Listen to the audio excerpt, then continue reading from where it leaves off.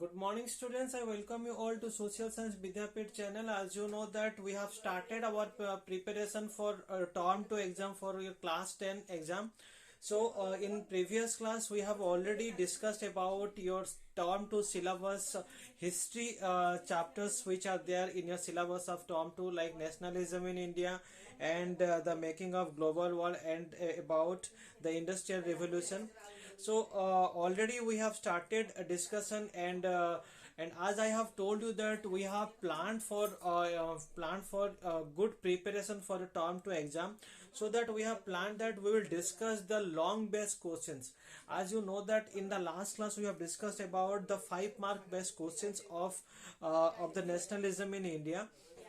So what will happen if we will discuss the national long based questions, then as you know that 5 mark question you will write within 120 words. So you will write many points about the particular topic which will receive in that question.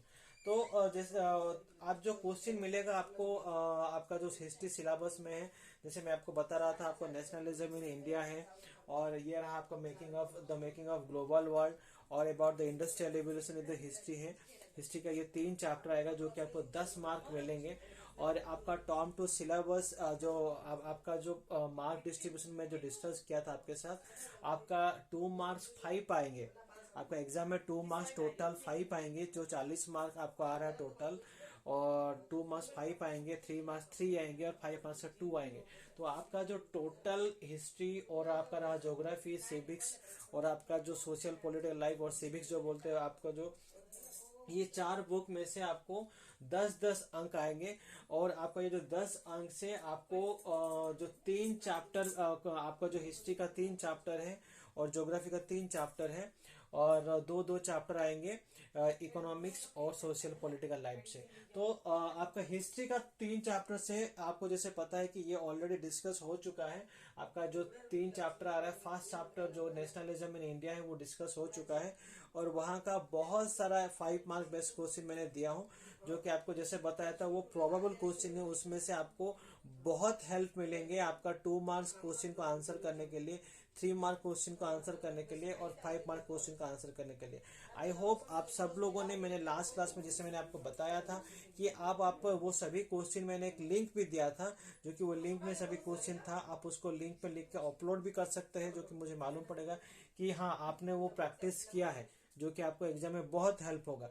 तो इसी तरह like last video में मैंने जैसे discuss किया था आपका nationalism in India, और इसी वीडियो में मैं डिस्कस करूंगा मेकिंग ऑफ ग्लोबल वर्ल्ड के बारे में, जो मेकिंग ऑफ ग्लोबल वर्ल्ड इसी चैप्टर में वही आपका 5 मार्क क्वेश्चन में आपको डिस्कस करूंगा, जो कि बहुत प्रोबेबल है। लेकिन आप हमेशा याद रखेंगे, जैसे मैं आपको हर वीडियो में बोलता हूं, कि आपको ये एक्स्ट्रा क्वेश्चन के साथ साथ बुक का एक्सरसाइज क्वेश्चन है, और इनसाइड आपको हर टॉपिक का पढ़ना पड़ेगा। जैसे कि आपका ये जो मेकिंग ऑफ ग्लोबल वर्ल्ड है, जो कि 4 पार्ट है, इसमें 4 पार्ट जो कि प्री मॉडर्न वर्ल्ड है, और द 19th सेंचुरी 1815 टू 1914 है, और इंटर वर्ल्ड इकोनॉमी है, और the rebuilding a world economy the post war era है।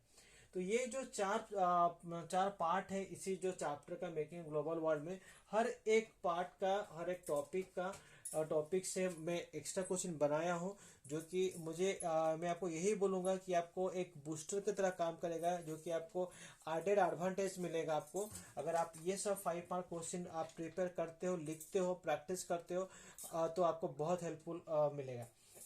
और इसी एग्जाम में जैसे आपको पता है कि आपको एमसीक्यू बेस्ड क्वेश्चन नहीं आने वाला है, और आपको ज्यादा से ज्यादा रिटन प्रैक्टिस की जरूरत है।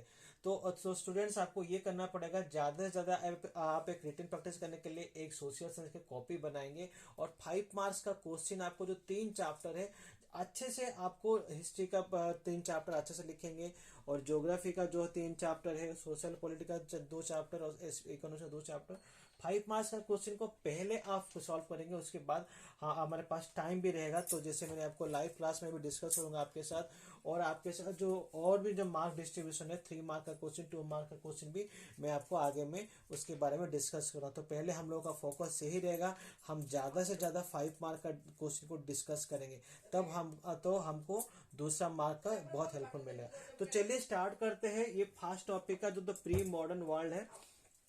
प्री मॉडर्न वर्ल्ड में आप देखेंगे तो पहला क्वेश्चन आपका फर्स्ट में जो लिखा है what does globalization mean, and ये क्वेश्चन आपको लिखना है what does globalization mean and what factors contributed to its rise. तो ग्लोबलाइजेशन के बारे में ये क्वेश्चन बेस्ड है, आपको लिखना है what does globalization mean and what factors contribute to its rise. तो ये फर्स्ट वाला है द प्री मॉडर्न वर्ल्ड में, ये टॉपिक आपको ये टॉपिक से पहला क्वेश्चन आएगा। तो दूसरा क्वेश्चन है how did silk route link the world, explain with three suitable example.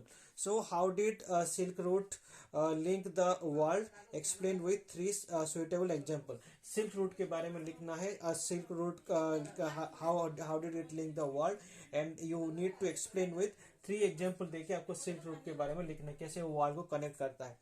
और थर्ड क्वेश्चन आप लिख लीजिए how did small pox small pox proof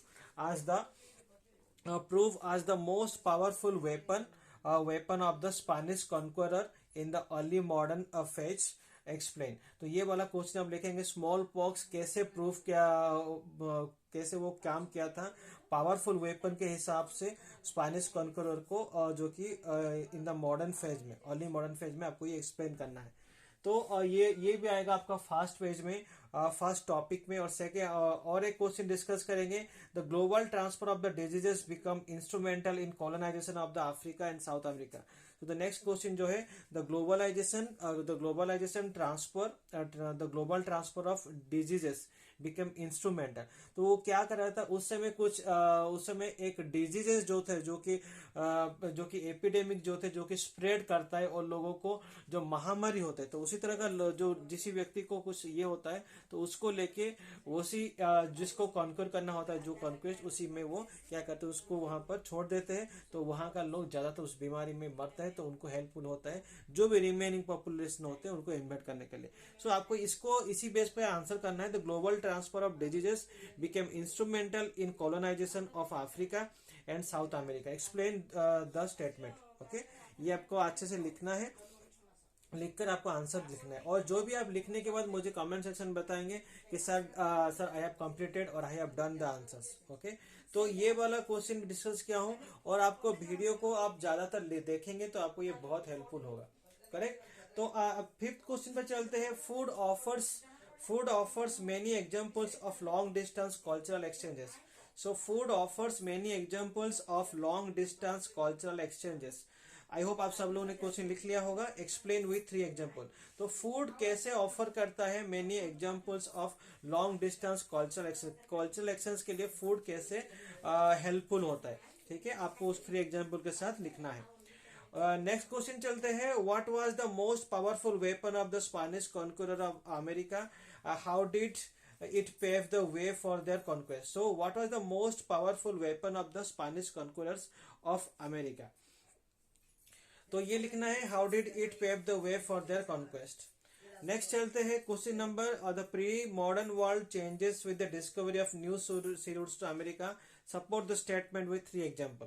so the pre modern world changes with the discovery of new sea routes to America, support the statement with 3 example. So student, ये सब question जो मैंने आपको बताया कि जैसे कि आपको ग्लोबलाइजेशन मीनिंग क्या है, और आपका जो सिल्क रूट के बारे में था, और how did the smallpox pave the way for the powerful weapon of the Spanish conqueror on in the early modern phrase, और आपको कैसे global transfer of diseases become the instrumental in colonization of the Africa and South America, और food कैसे cultural exchange के लिए help करता है।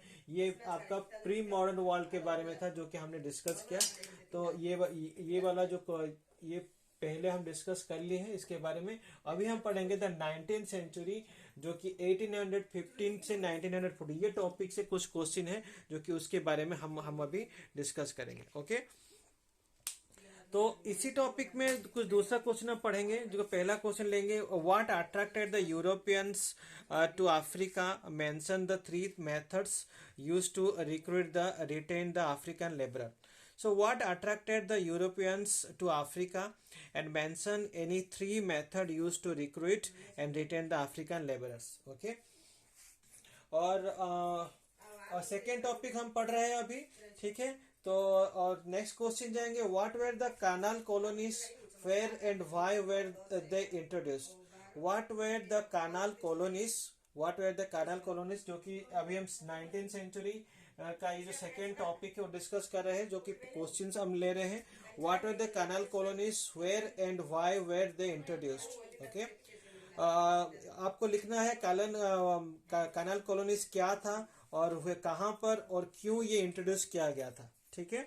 जो कि आपको पंजाब में आपको दिखेंगे, पंजाब में कैसे वो एक्सपांड करने के लिए आपका उनका ट्रेड बिजनेस वो किए थे, तो उसके बारे में ये क्वेश्चन बेस्ड है। आप पढ़ेंगे वो चैप्टर को अच्छे से तो आपको ये बहुत हेल्पफुल हो आंसर करने के लिए।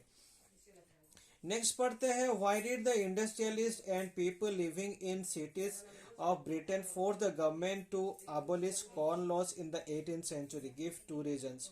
So, what did the industrialists and people living in cities?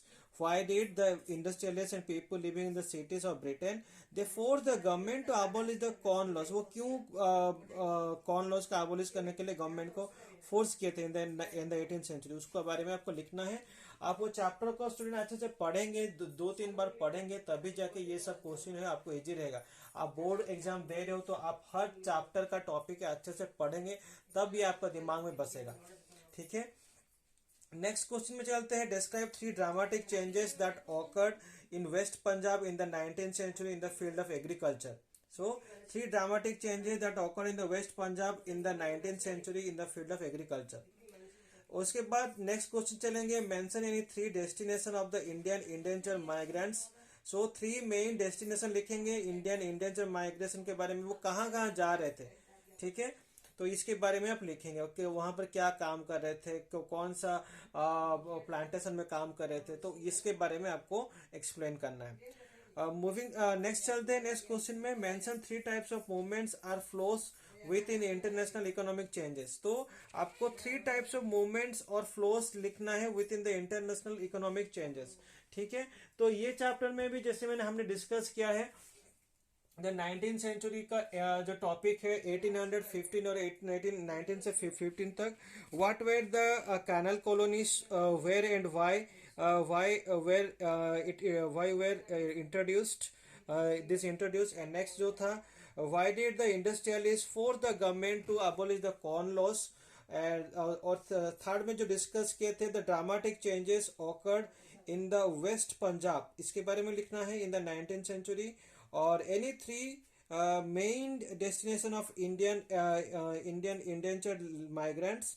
और नेक्स्ट जो है आपको लिखना है, मेंशन 3 टाइप्स ऑफ मूवमेंट्स और flows within the international within the, आपको लिखना है ये वाला लिखना है within the international economic changes, ठीक है। तो स्टूडेंट आपका ये 2 टॉपिक आज हम डिस्कस कर रहे हैं, जैसे कि वीडियो बहुत लेंथी हो रहा है, तो हम ये जो इंटर वार इकोनॉमी और rebuilding a world economy the post war है, ये हम नेक्स्ट वीडियो में डिस्कस करेंगे। और आप ये सब जो टॉपिक है आप अपना फ्रेंड के साथ शेयर कर सकते हैं, फ्रेंड के साथ, और आपका जो सिबलिंग्स है और आपका जो दूसरे स्कूल में पढ़ते हैं उनके साथ शेयर करेंगे, तो उनको भी हेल्पफुल मिलेगा। और बहुत जल्द लाइव क्लासेस भी स्टार्ट करेंगे। आप चैनल को सब्सक्राइब करेंगे, शेयर करेंगे, और आपका जो भी रिक्वायरमेंट है आपका टर्म टू सिलेबस के लिए सोशल साइंस का, you bring that to into my notice. I will help you to solve all those problems related to your term two exam, and we are committed to help you to do good in your term two exam. आपका term two exam में आपको अच्छा करने के लिए हम help करेंगे, ताकि आपका ये एग्जाम बहुत अच्छा होगा। Thank you.